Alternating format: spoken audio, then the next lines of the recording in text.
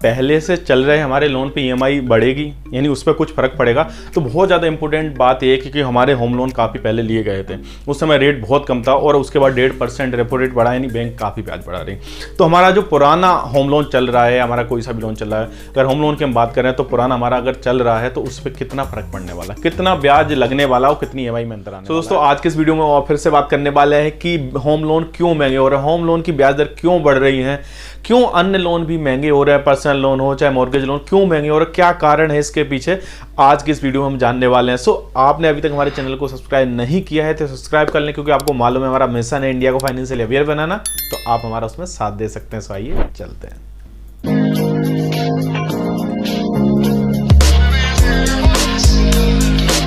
नमस्कार दोस्तों, मैं हूं शैलेंद्र और स्वागत है आपका मार्केट मिनिस्ट्री चैनल में। जैसा कि आप जानते हैं कि आजकल होम लोन के रेट काफ़ी बढ़ गए हैं, चाहे पर्सनल लोन हो चाहे मॉर्गेज लोन हो, सारे लोन के रेट बढ़ रहे हैं। क्यों, किस कारण से बढ़ रहे हैं, क्या वजह है इसके पीछे, जैसे आप लोगों ने सभी ने कमेंट करके हमसे पूछा था कि सर क्यों बढ़ रहे हैं, क्या वजह है इसके पीछे। सो मैंने आपको बोला था कि मैं एक वीडियो लेके आता हूं और आपको बताता हूं कि क्यों बढ़ रहा है। तो वीडियो हमेशा की तरह शॉर्ट होगा, ज़्यादा लंबा नहीं होगा, पूरा देखें, स्किप ना करें, कहीं आपसे कुछ इंपॉर्टेंट छूट ना जाए, और पसंद आए तो लाइक जरूर करिएगा। सो बात करते हैं इसमें आगे। जैसे आपने देखा कि आरबीआई ने अभी हाल ही में मॉनेटरी पॉलिसी करी थी और उन्होंने रेट हाइक करे थे, यानी रेपो रेट बढ़ाए थे। तो आपको मालूम होगा कि उन्होंने जो रेट बढ़ाए थे, अभी रेपो रेट 3 बार बढ़ाए, 50 बेसिस पॉइंट से, फिर 0.50 बेसिस पॉइंट से, उसके बाद 40 बेसिस पॉइंट से।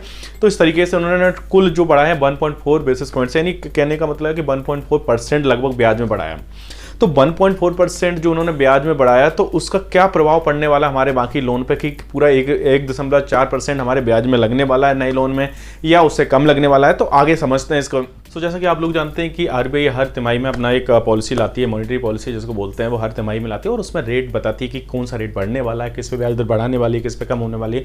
सो पिछले तिमाही में उन्होंने 3 बार जो मीटिंग की और उसमें 2 बार इमरजेंसी मीटिंग करी और बाद में उन्होंने अपने रेट हाइक करे, यानी रेपो रेट बढ़ा दिया। तो पहले 50 बेसिस पॉइंट से बढ़ाया, फिर 50 बेसिस पॉइंट से बढ़ाया और फिर 40 बेसिस पॉइंट से बढ़ाया।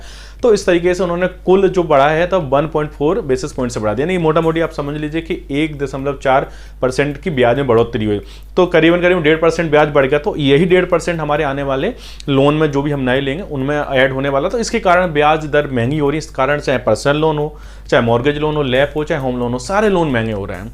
तो इसमें सबसे पहले बात करते हैं कि क्या रेपो रेट बढ़ने से हमारे ईएमआई में फर्क पड़ेगा।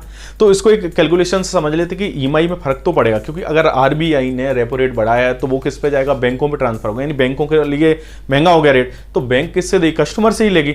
तो ब्याज तो महंगा हो, लेकिन कितना असर पड़ेगा, जैसा कि एक कैलकुलेशन समझ लेते हैं कि अगर 1% 1.5% जो बढ़ा है ब्याज, वो हमारे ब्याज पर कितना, हमारे यानी हमारे लोन पर कितना फर्क डालेगा और ईएमआई में कितना अंतर आने वाला है। तो मान लीजिए जैसा कि मान लीजिए आपने 10 लाख रुपए का लोन लिया है, ठीक है, 10 लाख का लोन लिया है और इंटरेस्ट मान लीजिए आप दे रहे थे अभी 8.5%, ठीक है, 8.5% आप दे रहे थे अभी इंटरेस्ट, और आपने मान लीजिए लोन लिया है 20 साल के लिए। तो आपके अगर ईएमआई कैलकुलेट करें तो आप देख पा रहे होंगे 8,678 रुपये की ईएमआई बननी है, ठीक है। तो ये आपका करंट आपका ये चल रहा था, ठीक है। अगर अभी कोई लोन लेता है तो ये ब्याज में अगर जैसे बैंक ने आरबीआई ने जो रेपो रेट में 1.5% नहीं 1.4% का बढ़ोतरी की है, तो मोटा मोटी 1.5% है। तो कई सारी बैंक हैं तो वो 1% भी बढ़ा रही है, कोई 2 भी बढ़ा रही है, 1.5 भी बढ़ा रहा है। तो सब अपने बैंकों के अपने कस्टमर के पोर्टफोलियो के हिसाब से उनका जो सिविल स्कोर है, उनका क्रेडिट हिस्ट्री है, उसके हिसाब से अपने अपने तरीके से बढ़ा रहे हैं। अगर इसमें हम देख लें तो मोटा मोटी आप देख रहे हैं कि 10 लाख का अगर हमारा लोन है और 8.5% के हिसाब से 20 साल का चल रहा, तो 8,678 रुपये की कुछ किस्त आ रही थी। लेकिन वही यहाँ पे टोटल अगर इंटरेस्ट हम देखें तो आप देख पा रहे होंगे 10,82,000 का इंटरेस्ट लग रहा था हमको, और पेमेंट टोटल हमें 20,82,000 का करना था 10 लाख के लोन में 20 साल के लिए। अगर मान लीजिए 1% का अगर इजाफा हो जाता है हमारे लोन में, है ना, नया लोन हम लेते हैं, तो अब कितना फर्क पड़ेगा। तो मान लीजिए 9.50 कर लेते हैं इसको, और लोन 10 लाख रहने देते हैं, 20 साल की टेन्योर रहने देते हैं, तो ईएमआई देख लेते कितनी आएगी। तो अभी आप देख रहे हैं 9,331 रुपये की ईएमआई आएगी, यानी 1% अगर हम बढ़ाते हैं, अलग अलग बैंक अपने हिसाब से आप कैलकुलेशन करते हैं, आपके बैंक ने कैसे बढ़ाया, आप नया लोन ले रहे हैं तो आप उस कैलकुलेशन कर सकते हैं इसी हिसाब से।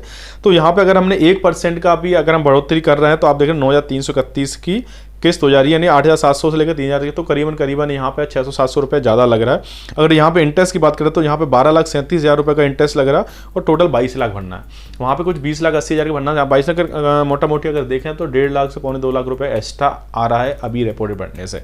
तो इस तरीके से हम अपना कैलकुलेशन बैठा सकते हैं कि हमारा जो नया लोन हम पुराना कितना चल रहा है और नया लोन कितना हम लेंगे अगर, तो उस पर कितना ब्याज लगने वाला है और क्या ईएमआई किस्त उसकी आने वाली है। तो देखा जाए मोटा मोटी अगर हम कैलकुलेशन निकालते हैं तो रेपो रेट जो बढ़ा है 1.4% के हिसाब से जो बढ़ोतरी हुई है ब्याज में, उसके हिसाब से ब्याज तो रेट तो महंगे हो रहा है, यानी ब्याज दर तो बढ़ रही है चाहे कोई सा भी लोन हो। जैसा हमने आपने कैलकुलेशन में देखा कितना अंतर आ रहा है, वही सेम टेन्योर वही सेम लोन पे, क्योंकि बहुत सारी बैंकें हैं जो प्राइवेट और उसको सरकारी और जो भी हैं कोई 1% ही बढ़ा रहा है, कोई 1.5% 2% तक भी बढ़ा रहे हैं लोग।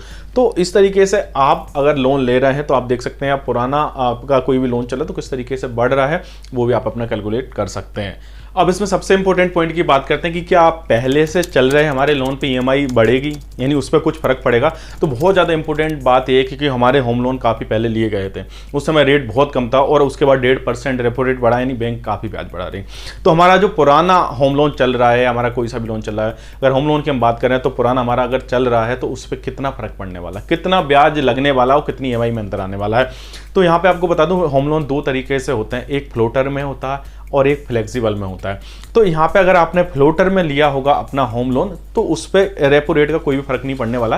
फ्लोटर में जैसा ब्याज आज लगाता है, यानी आपका लोन लेते टाइम जो भी ब्याज लगाता वही आपके पूरे टेन्योर यानी पूरे जब तक लोन चलेगा तब तक वही रहने वाला है। लेकिन अगर फ्लेक्सी में लिया होगा तो फिर आपको रेट चेंजेस हो जाएंगे, यानी आपने अगर फ्लेक्सिबल ब्याज दर के अंदर अपना लोन करवाया है तो जो लोन के समय होगा वो अब नहीं रहेगा, रेपो रेट के हिसाब से वो चेंज हो जाएगा। तो जैसा मैं अभी कैलकुलेशन बता रहा था उस हिसाब से अलग अलग बैंक अपने हिसाब से 1% से 1.5% 2% तक बढ़ा रही है।